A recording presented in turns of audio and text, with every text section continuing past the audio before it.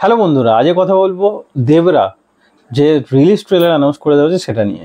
তো প্রথমেই বলি, দেবরার টিজার এসেছিল, ট্রেলার এসেছিল, তারপর এখানে রিলিজ ট্রেলার অ্যানাউন্স করে দেওয়া হয়েছে, পার্ট বাই পার্ট এখানে দেখানো হয়েছে। কিন্তু একটা ভালো জিনিস এখানে, যে যে টিজার বলুন, ট্রেলার বলুন, এছাড়া রিলিজ ট্রেলার বলুন, এগুলো দেখে মুভি সম্পর্কে আইডিয়া করা খুব কঠিন। এখানে ট্রেলার কাটিংগুলো বা টিজার কাটিং, ট্রেলার কাটিং অথবা রিলিজ ট্রেলার কাটিং খুব সুন্দর। পার্ট বাই পার্ট আপনি যদি তিনটেই দেখেন, আপনার মুভি সম্পর্কে একটা আইডিয়া হবে যে এই মুভিটা এরকম হতে পারে। কিন্তু এই মুভির স্টোরি পুরোটা প্রিডিক্ট করা খুব কঠিন ব্যাপার, এত সুন্দরভাবে এখানে ট্রেলার কাট করা হয়েছে। তো এখানে যে স্টোরিটা দেখানো হচ্ছে বা যেটা অ্যাজ এ রিলিজ ট্রেলারে আমাদের সামনে প্রেজেন্ট করা হচ্ছে, তো এখানে আমরা এনটিআরকে দেখবো, জুনিয়র এনটিআরকে। আরআরআরের পরে তার সবথেকে বড় মুভি এই দেবরা, যেটা 27শে সেপ্টেম্বর রিলিজ হতে চলেছে মুভি, মানে থিয়েটারে। তো থিয়েটারে এই মুভিটা দেখতে তো চরম লাগবে, যেটা ভিএফএক্স বলুন বা আমাদের সিনেমাটোগ্রাফি যেটা দেখানো হচ্ছে আমাদের সামনে, জাস্ট অসাধারণ। তো এখানে দেবরা হচ্ছে এনটিআর, জুনিয়র এনটিআর।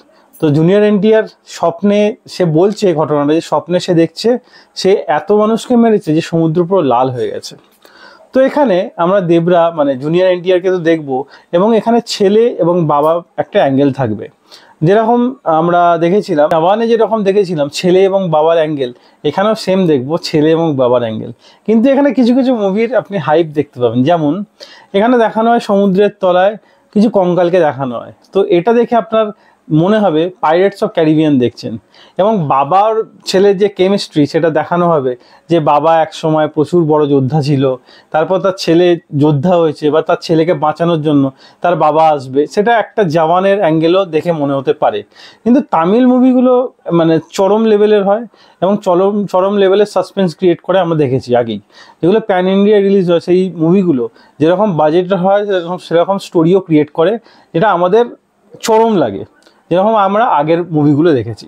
তো আশা করছি এই মুভিটাও আমাদের সেই চরম লেভেল এক্সপিরিয়েন্স দেবে 27শে সেপ্টেম্বর মুভি থিয়েটারে।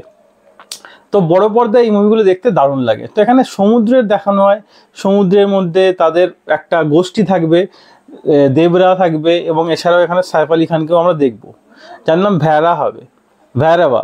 তো ভৈরবা হবে। তো সে অ্যাকচুয়ালি তার মধ্যে পলিটিক্স করে সেখান থেকে দেবরাকে সরিয়ে দেবে বা তাকে মারার ষড়যন্ত্র করবে। কিন্তু সে ফাইনালি সেখান থেকে হয়তো বেঁচে অন্য জায়গায় চলে যাবে, কিন্তু সবাই ভাববে সে মারা যাবে। তার ছেলে যখন আবার বড় হয়ে তাদের বিরুদ্ধে, সাইফ আলি খানের বিরুদ্ধে লড়বে, তখন তার বাবা এসে হয়তো তাকে বাঁচাবে, এক্সপেক্টেড। তো হয়তো তাকে বাঁচাবে, দেবরাকে, মানে যে নতুন মানে তার ছেলে যে দেবরা থাকবে তাকে হয়তো বাঁচাবে, এবং সেই সময় হয়তো পার্ট 1 শেষ করে দেবে।